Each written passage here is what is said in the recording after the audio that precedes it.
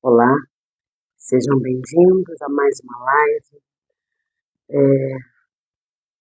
Nós estamos dando continuidade à carta de Paulo aos Romanos. Estamos no capítulo 3. Seja muito bem-vindo, você que vai assistir essa live online, ao vivo, e você que vai assistir a live gravada. Vamos orar para dar início a essa live. Pai querido e Pai amado, graças te dou por mais um dia na tua presença. Obrigada, Senhor, obrigada, porque até aqui o Senhor me sustentou. Pai, eu peço agora, em nome do seu Filho amado, que o Senhor abra as nossas mentes e o nosso coração, que guardemos em nosso coração tudo aquilo que vamos aprender aqui. Obrigada, Senhor, por nos dar a oportunidade de te conhecer mais de Ti. Abre o nosso entendimento e dê sabedoria e discernimento, Pai querido. Invade esse ambiente com o Teu Santo Espírito. Que tudo que for aqui dito, tudo que for aqui comentado, falado, esteja no contexto da sua escritura, nada fuja do que está na tua palavra. É o que eu oro em nome de Jesus. Amém. Amém, irmãos? Então vamos começar, capítulo 3, verso 1. Mas antes, eu quero dar uma recapitulada aqui no capítulo 2, em que no final diz assim, no versículo 29, diz assim, ó.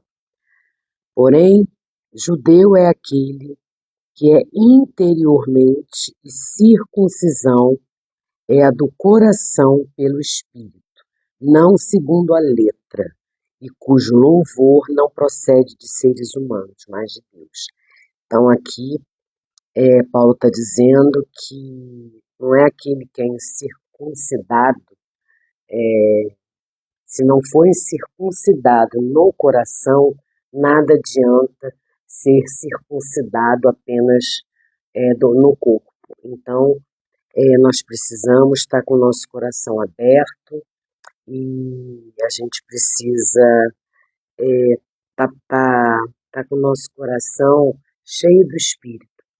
Então, é isso que Paulo nos ensina aqui, que não adianta, né, judeu que acha que está salvo porque conhece as leis e porque é incircuncidado, engano. Mesma coisa para os dias de hoje. Cristão que acha que está salvo porque frequenta a igreja todo domingo, mas não coloca nada em prática, isso não significa salvação. Amém? Então agora a gente começa o capítulo 3. Então, aqui eu fiz um resuminho. Depois de Paulo afirmar que os gentios pecaram, os críticos e moralistas pecaram e os judeus pecaram, Paulo agora encerra com a constatação de que todos pecaram. A lei e a circuncisão não davam aos judeus garantias de imunidade no julgamento, nem lhes servia como garantia de sua identidade como povo de Deus. Isso levanta algumas objeções dos judeus. E aí, Paulo responde a essas objeções. Aí eu vou ler aqui o versículo 1 e o versículo 2, que está a primeira objeção dos judeus. Qual é, então, a vantagem do judeu? Ou qual a utilidade da circuncisão? Muita, diz Paulo, muita, sob todos os aspectos, principalmente judeus. Muita, sobre todos os aspectos, principalmente judeus, foram confiados os oráculos de Deus. Então aqui, na primeira objeção, o ensino de Paulo, eles estão afirmando que é uma sabotagem, né? É uma sabotagem da aliança de Deus. Fala aqui no verso 1 e verso 2. O problema é que os judeus pensavam que possuir o oráculo de Deus era privilégio somente e não responsabilidade. Então, é o que diz aqui no verso 2. Muita, Paulo afirma, muita, sobre todos os aspectos, principalmente porque aos judeus foram confiados oráculos de Deus. Então, eles achavam, eles pensavam que possuir os oráculos de Deus era um privilégio somente, e não responsabilidade. A segunda objeção está no verso 3 e 4, que diz assim: então, se alguns não creram, será que a incredulidade deles anulará a fidelidade de Deus? Paulo responde: de modo nenhum. Seja Deus verdadeiro e todo ser humano mentiroso, como está escrito, para que seja justificado nas tuas palavras e venhas a vencer quando fores julgados.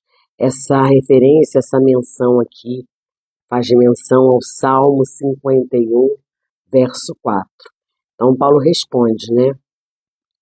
De modo nenhum, de modo algum. Seja Deus verdadeiro e todo ser humano mentiroso. Então, aqui o que nós vemos é que Paulo, ele responde citando o Salmo 51, 4, onde deixa entender que entre Deus e o homem, Deus é o justo e o homem o injusto. É isso que Paulo nos mostra através desse salmo. E toda vez que o testemunho divino ele é contradito pelo testemunho humano, seja o homem considerado mentiroso. Sempre o homem será considerado mentiroso, perto da veracidade de Deus. Deus é sempre o fiel, o verdadeiro. A infidelidade dos homens não atinge a fidelidade de Deus. Ele voltará a discutir essas objeções nos capítulos 9 e 11. A gente vai ver isso. Terceira objeção, que está lá no verso 5 e 6. Mas se a nossa injustiça evidencia a justiça de Deus, que diremos? Seria Deus injusto por aplicar a sua ira? Fala em termos humanos. Os ensinamentos de Paulo, aí que já contradizem, eles estão falando que os ensinamentos de Paulo contradizem a justiça de Deus. Eles dizem que a nossa justiça está beneficiando, olha isso, gente, olha o fim da picada. A nossa justiça beneficia Deus, pois demonstra a sua personalidade de uma maneira muito mais contrastante. É impressionante, né? O que eles dizem aqui no verso 5 e 6. Quer dizer, se a nossa justiça evidencia a justiça de Deus, seria Deus injusto por aplicar a sua ira? Então eles estão falando, por que Deus está aplicando a ira dele em nós? Se nós estamos evidenciando a sua justiça. Não seria injustiça dele, é o que eles dizem, puni-los por algo que só lhe traz vantagem? E Paulo, diante desse argumento meio distorcido, ele se sente constrangido e acrescenta que Deus pode parecer injusto ao aplicar a sua justiça, mas Deus é completamente justo. E a quarta objeção está lá no verso 7 e 8, que diz assim, olha, e se a minha mentira faz com, gente, cada coisa, e se a minha mentira faz com que aumente a verdade de Deus para a sua glória, porque ainda sou condenado como pecador. E por que não dizemos, como alguns caluniosamente afirmam, que o fazemos, pratiquemos o que é mal, para que nos venha o que é bom? A condenação destes é justa. O ensinamento de Paulo levanta duas outras perguntas. Primeiro, Por que sou condenado como pecador se o meu pecado só traz vantagem a Deus? Como é que Deus pode me condenar por glorificar a Ele? Aqui aparece a mesma ideia de que é bom pecar para dar a Deus a oportunidade de mostrar a sua glória e a sua graça. Gente, é o fim da picada, né? Em segundo lugar, por que não dizer, façamos o mal para que sobrevenha o bem? Paulo não diz claramente, mas ele está sendo caluniado por alguns, dizendo que ele está ensinando a prática do mal. Desta vez, Paulo não responde às perguntas que os seus ensinamentos supostamente levantam, pois elas não merecem uma reflexão séria. Verso 9. Vamos continuar. Então, a gente tira a seguinte conclusão, gente. Paulo está chegando ao fim da sua longa argumentação. Aqui, Guilherme, seja bem-vindo. Paulo está chegando ao fim da sua argumentação. É hora de encerrar o raciocínio e concluir o caso. E aí a gente pode comparar o verso 1, no capítulo 3, quando perguntam assim, qual é então a vantagem de ser judeu? E no verso 9, diz assim, temos alguma vantagem? Paulo está se contradizendo? Como podemos explicar essa aparente contradição? Não, Paulo não está se contradizendo. Se trata de privilégio e responsabilidade. Então, os judeus têm muito, pois Deus lhes confiou a sua revelação. Se, porém, ele está se referindo a favoritismo, então nada há de vantagem ou benefício para os judeus. Então, Paulo está sendo muito claro aqui, né? Se eles estão fazendo essa pergunta, se há alguma vantagem em ser judeu, se acharem favoritos de Deus, não há nenhuma vantagem em relação a isso, mas se eles estão se referindo a ter o privilégio e a responsabilidade, sim, Deus confiou a eles a revelação. E se é favoritismo, não tem vantagem nenhuma. Então não há vantagem nem para gentios, nem para judeus.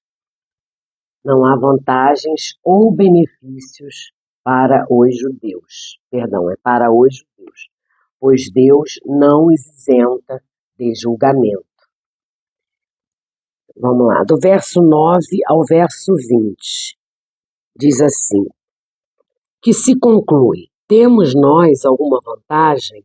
Não, de forma alguma, pois já temos demonstração que todos, tanto judeus como gregos, estão debaixo do pecado, como está escrito. Não há justo nenhum sequer, não há quem entenda, não há quem busque a Deus. Todos se... Desculpa, gente, eu ainda não estou boa dessa gripe. Todos se desviaram e juntamente se tornaram inúteis. Não há quem faça o bem, não há um sequer, nenhum sequer. A garganta deles é sepulcro aberto, com a língua enganam, veneno de víbora está nos seus lábios. A boca eles a têm cheia de maldição e amargura. Os seus pés são velozes para derramar sangue. Nos seus caminhos há destruição e miséria.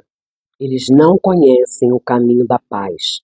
Não há temor de Deus diante dos seus olhos. Ora, sabemos que tudo o que a lei diz é dito aos que vivem sobre a lei, para que toda boca se cale e todo mundo seja culpável diante de Deus. Porque ninguém será justificado,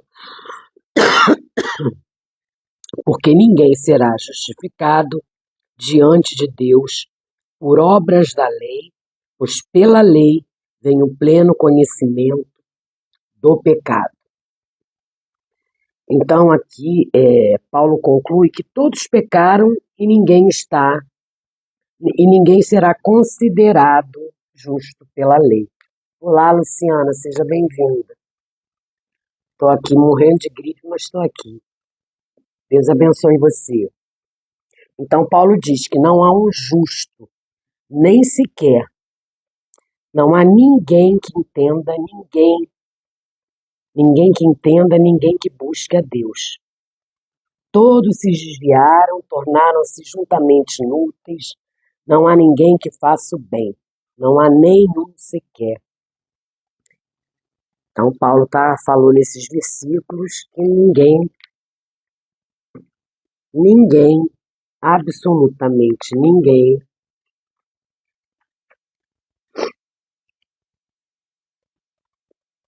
é justo. Nenhum sequer. Não há ninguém que busque a Deus. Aí nós podemos fazer dois tipos de divisão sobre a lista dos pecados dos homens narrado nos versículos de 10 a 18, né?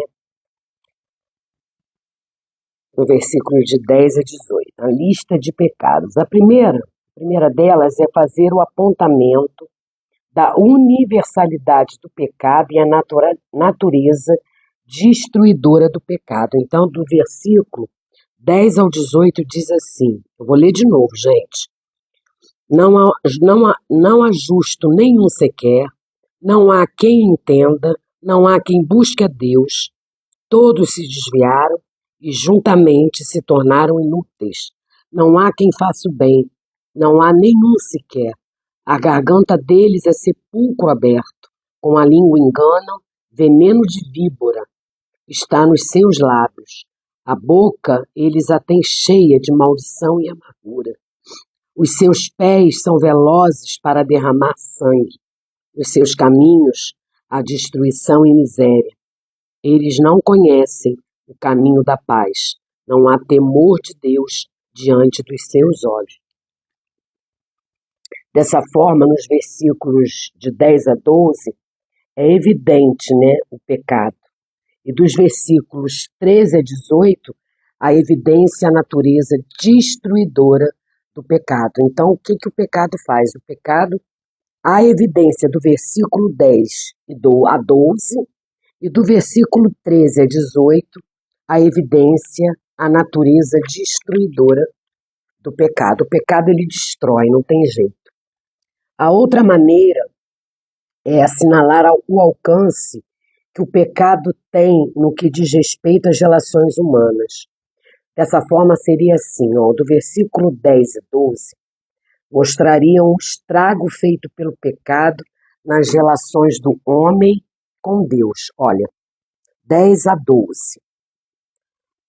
Não há justo nenhum sequer, não há quem entenda, não há quem busque a Deus. Todos se desviaram e juntamente se tornaram inúteis. Então, mostrariam o estrago que foi feito pelo pecado nas relações homem-Deus. Do versículo 13 ao 14, nas relações homem consigo mesmo. E do versículo, leiam lá na Bíblia de vocês, do versículo 10 a 12, se vocês quiserem anotar, podem anotar, do versículo 10 a 12, mostra o estrago feito pelo pecado nas relações do homem com Deus. Do versículo 13 a 14, mostra o que o pecado fez nas relações do homem consigo mesmo. E do versículo 15 a 17, demonstra o estrago nas relações do homem com o próximo. É isso que nós aprendemos com essa lista de pecados. Desta maneira, toda boca é calada, toda desculpa silenciada, e o mundo inteiro, tendo sido declarado culpado, está sujeito ao juízo de Deus. Não existe mais nada a esperar a não ser o pronunciamento e a execução da sentença. É isso que nós aprendemos até aqui. Verso 19, eu já li também, né? Ora, sabemos que tudo o que é lei, o que a lei diz é dito aos que vivem sobre a lei, para que toda boca se cale e todo mundo seja culpável diante de Deus. Porque ninguém será justificado diante de Deus por obras da lei, pois pela lei vem o pleno conhecimento do pecado. Então é isso que nos mostra o versículo 19. Agora nós vamos falar sobre a justificação. A justificação pela fé, gente, em Cristo Jesus. Bem, até aqui, né, o argumento de Paulo é irrefutável. Pelas obras da lei, ninguém pode jamais ser justificado à vista de Deus. Por que não? Considere por um instante que a lei demanda nada menos que uma pessoa ame a Deus de todo o coração, alma, mente e força, e que ela ame o seu próximo como ama a si própria. Paulo tem demonstrado que é exatamente esse amor que estava ausente no coração de ambos, gentios e judeus, é que levavam à dureza do coração. Estavam ausentes. Então diz aqui, né? Estão condenadas por causa dos seus pecados, mas também por causa dos seus pecados de omissão, pecados que cometemos e omitimos a Deus. A gente nunca pode esquecer que nada fica oculto aos olhos do Senhor. Você pode esconder tudo de qualquer pessoa, mas você não esconde nada de Deus. Deus conhece o profundo da nossa alma, o profundo do nosso coração. Então, não só por causa dos pecados abertos e públicos, mas também por causa do mal que cometeram secretamente. Estão condenados diante de Deus, não só por causa do que dizem e fazem, mas ainda por causa do que elas são, que são os pecados que eu acabei de listar, ou seja, por causa do seu estado pecaminoso. Portanto, só é possível uma única conclusão. O homem está condenado, condenado e condenado. O ser humano sem Deus não tem saída. Mas e agora? Bem, Paulo interrompe o seu raciocínio para mostrar que Deus interveio. Gente, eu fico tão emocionada com esse capítulo, essa carta de Paulo aos Romanos é tão profunda, como ele diz, é o Evangelho de Paulo, né? É uma síntese do Evangelho. E aí, agora, Paulo interrompe o raciocínio para mostrar que Deus interveio. Esse agora apresenta 3 dimensões: lógica, a elaboração do argumento; cronológica, o momento presente; e escatológica, um novo tempo. Uma justiça que provém de Deus, a parte da lei. Paulo estaria trazendo alguma doutrina nova? Não. Da qual testemunham a lei e os profetas. Tudo mudou. Agora começa-se a pensar e falar sobre fé. 3 palavras: justificação, redenção e propriação. Justificação, retirada do meio jurídico. Justiça, juízo. Redenção, retirada do meio comercial. Pagar um preço, comprar. Propriação, retirada do meio religioso. Cumprimento de exigências criminais, holocaustos, sacrifícios. Vamos ler aqui do verso 21, a justificação pela fé em Jesus Cristo. E à medida que eu for lendo, eu vou explanando aqui as minhas anotações, tá bom? Mas agora, sem lei, a justiça de Deus se manifestou, sendo testemunhada pela lei e pelos profetas. É a justiça de Deus mediante a fé em Cristo Jesus para todos e sobre todos os que creem, porque não há distinção, pois todos pecaram e carecem da glória de Deus, sendo justificados gratuitamente por sua graça, mediante a redenção que há em Cristo Jesus, a quem Deus apresentou como propriação no seu sangue mediante a fé. Deus fez isso para manifestar a sua justiça, por ter ele, na sua tolerância, deixado impunes os pecados anteriormente cometidos. Vamos parar aqui no verso 26. Então, a justificação é um ato judicial em que se declara uma pessoa justa. É o veredito. A palavra justo significa colocar na conta, acreditar algo é alguém. Deus creditou a nossa conta devedora aos méritos de Jesus, aos méritos de Cristo. Então, justificação é a manifestação da justiça divina. O homem, por si só, ele não consegue alcançar a justiça. Segundo, um ato legal e não um processo existencial. Ela acontece fora de nós, no tribunal de Deus. É algo que Deus faz por nós e não em nós. Terceiro, é um ato declaratório e não uma infusão de santificação imediata.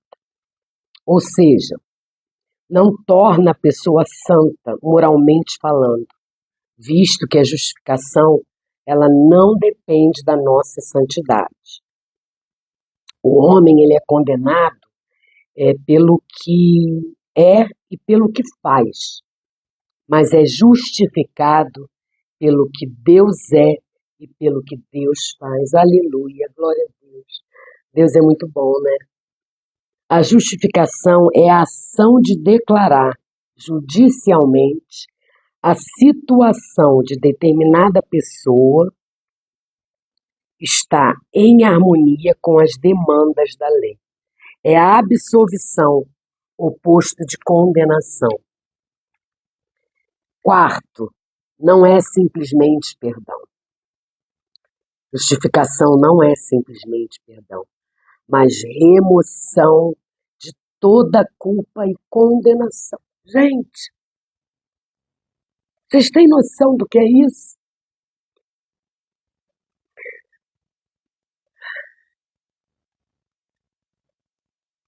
Perdoar é absolver alguém de uma penalidade ou dívida. Tem uma conotação negativa. Justificar é reputar, é declarar que alguém é justo. Tem uma conotação positiva. Deus não poderia apenas perdoar os nossos pecados sem requerer sua justiça. Ao contrário, ele puniu o pecado em Cristo. Então, ele puniu em Cristo, ele levou sobre o madeiro, através do seu Filho, todos os nossos pecados. Assim, somos isentos da lei, não por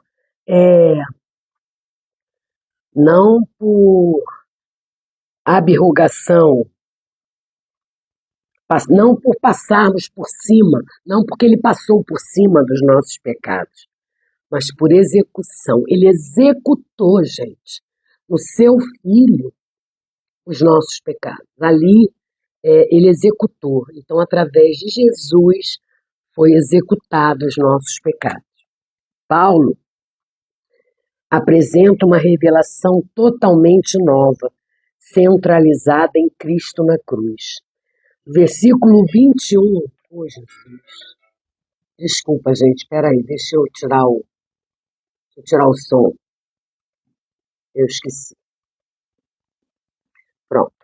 Paulo apresenta uma revelação totalmente nova, centralizada em Cristo na sua cruz. Do verso 21 ao 26 diz assim, ó.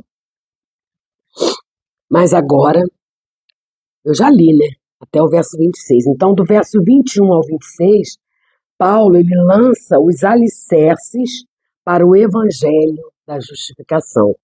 Agora a gente vai ler do verso 26 ao 31. Eu não li o 26, então eu vou ler. Tendo em vista a manifestação da sua justiça no tempo presente, a fim de que o próprio Deus seja justo e o justificador daquele que tem fé em Jesus. Então, Paulo lança os alicerces para o evangelho da justificação. Onde fica, agora 27, onde fica então o orgulho? Foi totalmente excluído. Por meio de que lei? A lei das obras? Não, pelo contrário, por meio da lei da fé. Concluímos, pois, que o ser humano é justificado pela fé, independentemente das obras da lei. Ou seria Deus apenas Deus dos judeus? Será que não é também Deus dos gentios? Sim, também dos gentios, visto que Deus é um só, o qual justificará o circunciso e a partir da fé, e o incircunciso por meio da fé. Então, o circunciso, a partir da fé, ele não pode garantir a salvação dele nas leis. Ele tem que ter fé. Não adianta ser circuncidado fisicamente, mas o coração dele está duro. Então, aqui fala exatamente isso.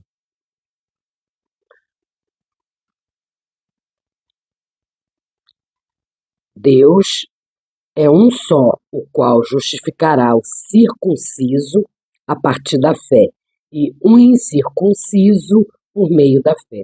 Anulamos, então, a lei por meio da fé? De modo nenhum. Pelo contrário, confirmamos a lei. Então, aqui do verso 27 ao 31, ele defende o evangelho contra as críticas dos judeus. No verso 21 ao 26, Paulo ele ensina 3 verdades básicas sobre a justificação. A sua fonte, a primeira, a sua fonte, de onde ela se origina.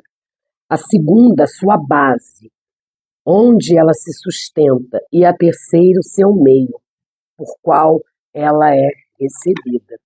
Então, a primeira, de onde ela se origina, que é dos judeus ou dos gentios, de onde ela se sustenta onde? Por meio da fé e através do seu meio, pela qual ela é recebida, através da fé, né?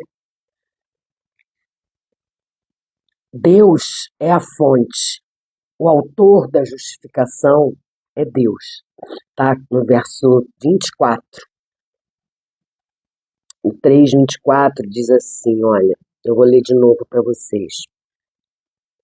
Sendo justificados gratuitamente por sua graça mediante a redenção que há em Cristo Jesus. Então, Jesus, o autor da justificação, é Deus.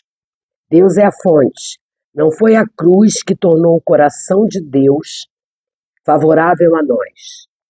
Foi o coração favorável de Deus que providenciou a cruz.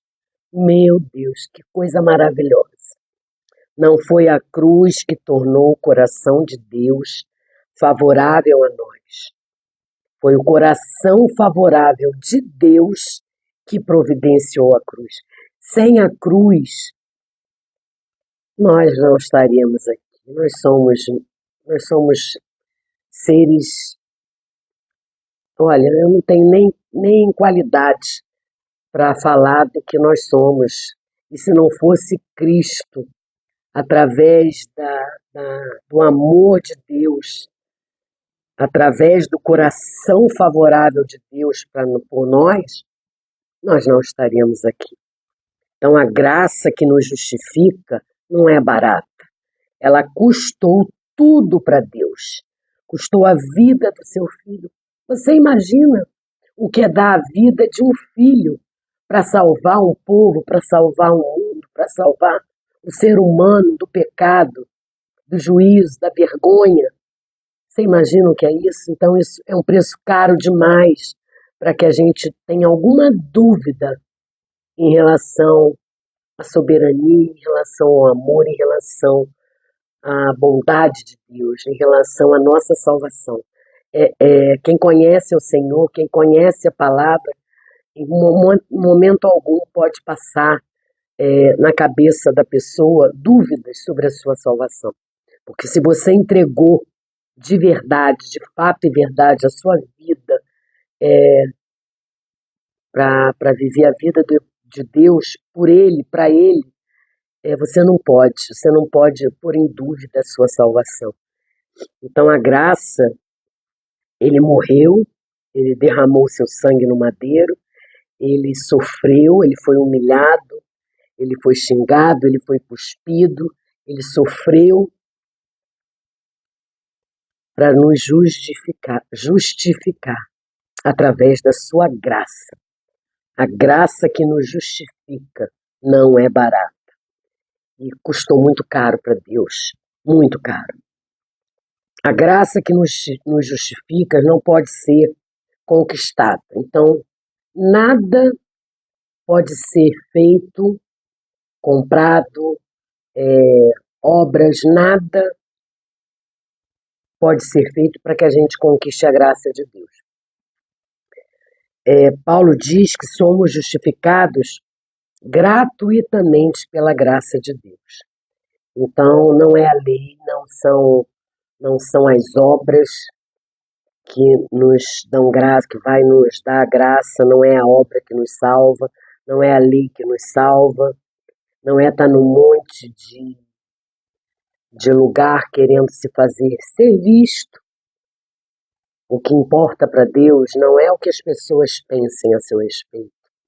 O que importa para Deus é o que está dentro do teu coração. Ele vê, Ele conhece. Então hoje eu costumo dizer o seguinte: eu não quero aplausos de ninguém, eu não preciso da aprovação do homem. Eu preciso que Deus me aprove. Eu preciso que Deus se orgulhe de mim. Que Ele, quando voltar, diga para mim, me estenda a mão e diga: vem, filha, vem para mim, vem comigo. É isso que eu preciso. Eu não preciso de aplausos de homem nenhum.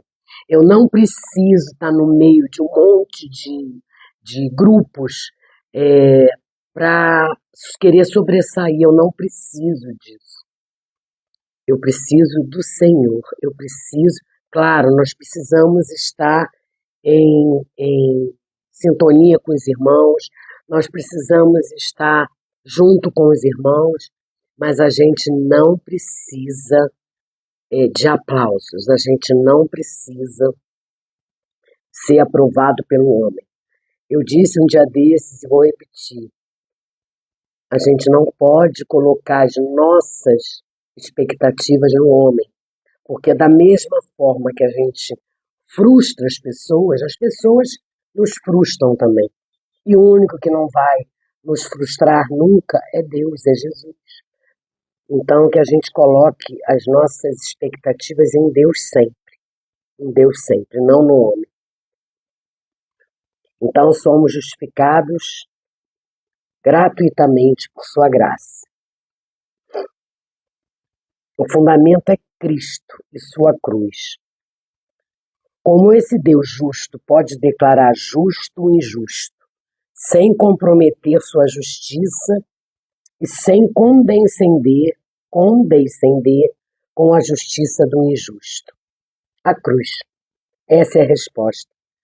Como Deus justo pode declarar justo o injusto, sem comprometer a sua justiça? A cruz. Sem a cruz, a justificação do injusto seria imoral, injusta e impossível. O meio pela qual ela é recebida é pela fé.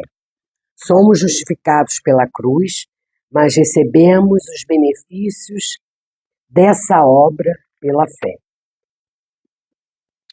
Redenção, gente, significa compra, significa libertação. É o ato de comprar um escravo e tirá-lo do mercado. Ele não está mais disponível para o negócio. Isso é a garantia da nossa salvação. Gente, que tremendo isso. Que tremendo isso. Éramos escravos de Satanás e dos nossos pecados, e Cristo, mediante o seu sangue, nos comprou. Não é tremendo isso? Nós éramos escravos dos nossos pecados, escravos de Satanás, mas mediante o seu sangue, Cristo nos comprou. Precisava haver derramamento de sangue, precisava haver a cruz. Apropriação é a satisfação completa de todos os pré-requisitos demandados por Deus. Jesus cumpriu todos esses pré-requisitos para que Deus fosse propício a nós.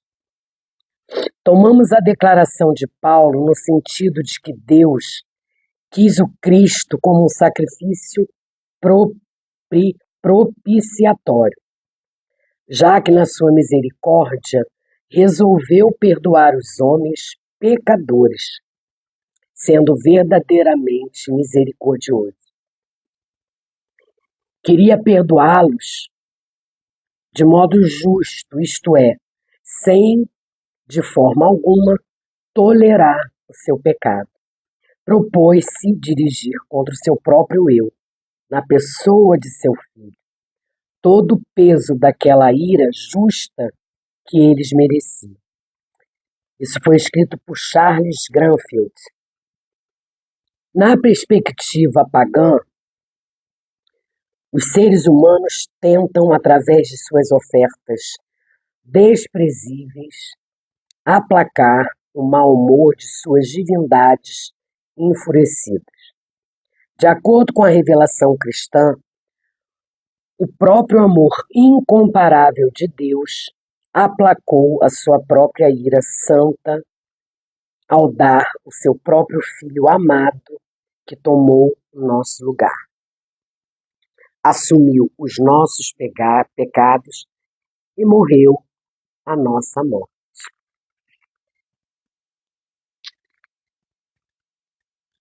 Warren Wiersbe, ele sintetiza essa passagem em 7 pontos. A justificação é sem lei. A lei dava testemunho dessa justificação do Evangelho, apesar dela própria não ter poder para justificar. A justificação é mediante a fé. O valor da fé consiste no valor do seu objeto, a saber, Jesus Cristo é crucificado. A justificação é para todos, gentios e judeus. A lei foi dada somente aos judeus, mas a salvação é concedida a judeus e gentios, já que todos pecaram. A justificação é pela graça. Em sua misericórdia, Deus não nos dá o que merecemos, e em sua graça, Ele nos dá o que não merecemos. Muito forte, né? A justificação foi dada por um alto preço. Está aqui no verso 24 e 25. A salvação é gratuita, mas não é barata. Para Deus ela custou tudo. A justificação foi feita em perfeita justiça, tendo em vista que Deus satisfaz sua justiça, e a sua lei foi plenamente cumprida. Deus pôde justificar o pecador sem deixar de ser justo. A justificação foi consumada para confirmar a lei. Ela não é contrária à lei, mas a consumação da lei. A função da lei é nos tomar pela mão e nos levar a Cristo, o Redentor. Então, hoje nós aprendemos sobre justificação, a justificação em Cristo Jesus. Eu fico impactada quando eu leio o Evangelho, e Deus fala ao meu coração o quanto miserável nós somos, né? O quanto pobre nós somos. Porque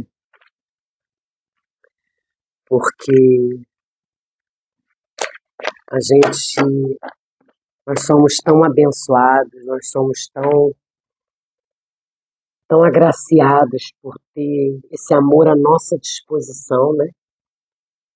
Por ele, que Deus fez, dar o seu filho, foi um valor muito alto que ele pagou, dar o seu filho em sacrifício para salvar os nossos pecados. Isso é muito forte. Então, às vezes, eu me pego, às vezes, com pensamentos de chateada, reclamona, né? Porque às vezes a gente tem dias que não está bem. Eu tenho passado, essa semana, para mim, tem sido uma semana de provação, porque é uma coisa atrás da outra. Mas Deus tem me sustentado. E quando vem à minha mente algo no meu pensamento em que eu me entristeço, logo em seguida eu olho para o alto, eu olho para a cruz e lembro do sacrifício que o Senhor fez por mim. Se não fosse Ele, eu não estaria aqui. E conforme eu oro, né, conforme eu falo na minha oração, eu falo para o Senhor: Senhor, gratidão pela minha casa, gratidão, Senhor, por essa casa não ser própria, por ser um imóvel alugado, mas glória a Deus, o Senhor provê o sustento, né? O Senhor provê, me dá provisão para que eu pague, para que eu mantenha esse imóvel. Mas eu hoje não tenho nem intenção de ter nada próprio, porque a minha casa, eu tenho fé e tenho segurança em falar isso, a minha casa é no céu. Aqui eu estou de passagem, aqui eu estou como turista. Então eu digo a Ele: Senhor, a minha casa é perto de Ti, é sentado ao Teu lado, no céu, na eternidade. Lá é a minha morada permanente, definitiva. Então aqui a gente está só para levar o Evangelho como Ele fala, como Ele manda, como Ele ordena, né? Que levemos o Evangelho a toda criatura, a todas as nações. Eu não sei você, eu tento fazer o meu melhor, eu tento estar aqui falando de uma forma simples, uma forma simples, uma forma não eloquente, né? Lendo a palavra, cumprindo um propósito do Senhor, um propósito que Ele me deu desde o início do ano. Então, desde janeiro de 2024, dia 1º, eu venho cumprindo esse propósito. E levar o Evangelho é isso também, é falar para qualquer pessoa, para qualquer povo, para qualquer língua, para qualquer etnia, seja para 1, seja para 10, seja para 10.000, não importa a quantidade de pessoas a quem você vai evangelizar. Deus, Ele dá a mesma medida, o mesmo valor para aquele que evangeliza um e aquele que evangeliza multidões. Eu hoje não teria condições de ser uma missionária lá fora, porque eu já estou com 63 anos e tenho já as minhas dificuldades. Então, eu não teria mais condições de estar numa jornada missionária pelo mundo. Mas acho lindo quem se arrisca, quem se entrega, quem vai, né?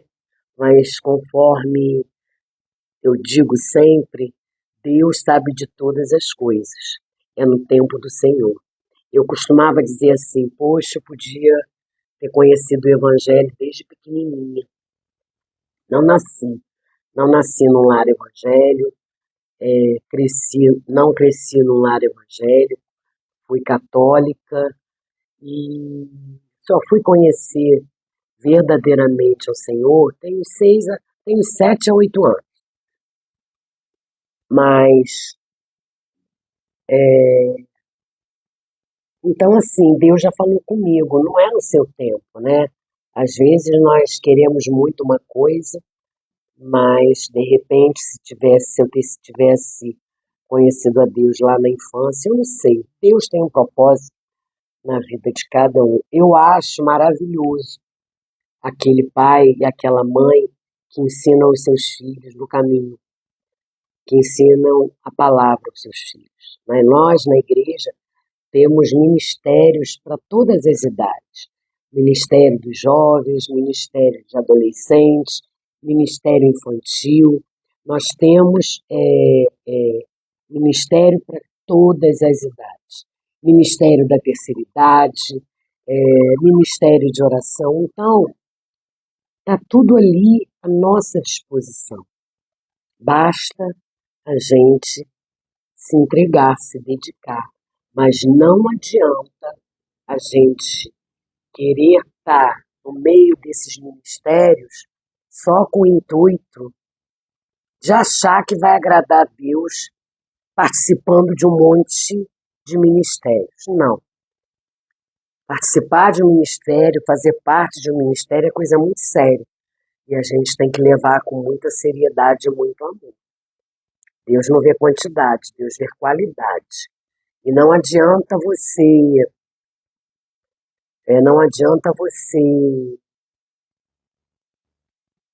querer abraçar a igreja. Eu já fiz isso, não deu certo. E não ter tempo para Deus no seu particular, porque você fica tão exausto que aí você começa como Marta fazia, né? Enquanto Maria se dedicava à palavra, Marta se dedicava ao serviço. Não que as coisas que Marta fazia não eram importantes, eram muito importantes.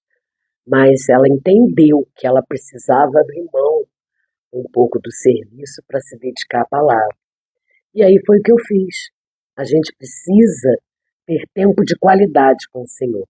A gente precisa ter tempo de intimidade com o Senhor. E para isso a gente precisa dispor desse tempo. E para isso, quando as pessoas falam para mim, Deus tem que ser a prioridade, Deus tem que ser a prioridade. Deus é a primícia do meu dia. Sim, Deus é a primícia do meu dia, é o primeiro que está no meu dia. Mas prioridade, gente, eu não vejo como um adjetivo legal. Deus é a minha urgência, não a minha prioridade. Prioridade, qualquer um tem. Um idoso tem prioridade numa fila,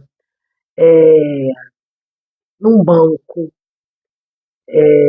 Se você está assim, com algum problema, você pode ter prioridade em relação àquele seu problema, você pode ter prioridade para alguma coisa.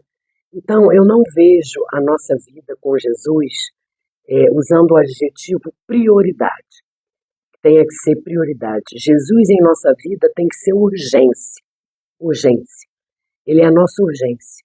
Ele é a nossa necessidade.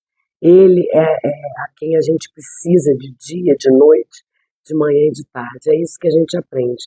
E hoje o que a gente aprendeu aqui sobre a justificação, né, pela fé foi muito tremendo, né?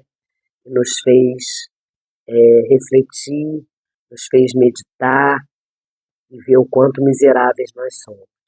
Se não fosse o amor de Deus, não estaríamos aqui. Amém? Então é isso, gente. Amanhã não, amanhã é sábado, eu não estou bem de saúde. Eu só entrei hoje porque eu ontem não entrei, não consegui fazer essa live por conta de muita gripe e um outro probleminha de saúde. Mas segunda-feira, se Deus quiser e se assim Ele permitir, Nós vamos começar a semana rigorosamente, assiduamente, todos os dias, o Evangelho, a carta de Paulo aos Romanos, tá bom? Então vamos orar para terminar. Pai querido e Pai amado, graças te dou, porque o Senhor é bom em todo o tempo. Obrigada, Paizinho, obrigada, gratidão por mais esse estudo, gratidão porque quanto mais eu aprendo, quanto mais eu leio nas tuas escrituras sobre o teu amor, mais eu me constranjo, mais o meu coração se enche de alegria por um dia o Senhor ter me alcançado e nunca ter desistido de mim. Obrigada, Senhor. Obrigada por esse estudo abençoado, por essa leitura abençoada. Continua cuidando de mim, continua cuidando dos meus irmãos, que o nosso dia seja bênção, Senhor. Que a gente continue meditando na Tua palavra, que a gente continue em comunhão contigo, né? Te buscando, te clamando, orando, mesmo em silêncio, que a gente esteja a todo momento te buscando. Obrigada, Pai. Obrigada porque a Tua misericórdia se renova a cada amanhecer. Pai, agora eu te peço, cuida, Pai, da nossa saúde. Cuida da saúde dos teus filhos, cuida da minha saúde, Pai. Para que eu esteja bem, que amanhã eu já não tenha mais nada. Eu profetizo a minha cura, Pai. Em nome de Jesus eu profetizo a minha cura. E cura os meus irmãos. Dê a eles, Pai, o suporte necessário em suas vidas, na área da saúde, na área emocional, na área espiritual e na área da prosperidade também, Senhor. Dê a eles a provisão necessária, porque o Senhor conhece a vida de cada um dos seus filhos. Abençoa, Senhor. Abençoa conforme a necessidade de cada um. É o que eu oro em nome de Jesus. Em nome de Jesus. Amém, irmãos? Deus abençoe vocês. Fiquem com Deus. Cícero está online, Mona Lisa está online, Marrone. Gente, que beleza. Estou feliz de ver vocês aqui. Luciana, Guilherme. Guilherme, eu já trabalhei com você, né, Guilherme? Acho que eu já trabalhei na Contax, lembra? Muitos anos, faz tempo. E a gente está aqui, né? Como é bom, olha isso, gente, como é bom a internet. A internet, esse veículo que a gente tem, esse meio que a gente tem de comunicar, de nos comunicarmos, é maravilhoso. Eu estou vendo aqui um grande amigo que trabalhou comigo há muitos anos atrás. Na Contax, existia a Contax, da Oi. Guilherme. E aí a gente está se vendo, se encontrando, tá vendo como é bom, como é maravilhoso? Deus é bom demais. Deixa eu ver se tem mais alguém conhecido. Tem bastante gente. Deus é muito bom, Deus é maravilhoso, Deus é maravilhoso. Tá bom, gente? Então, fiquem com Deus, tenham um bom final de semana e até amanhã, se Deus quiser e se assim Ele permitir. Até amanhã não, até segunda. Eu vou tentar me cuidar para estar perfeita segunda, tá bom? Perdoem por ontem, mas hoje eu falei, não, eu vou estar aqui com meus irmãos para falar da palavra do Senhor, tá bom? Beijos, fiquem com Deus, Deus abençoe vocês.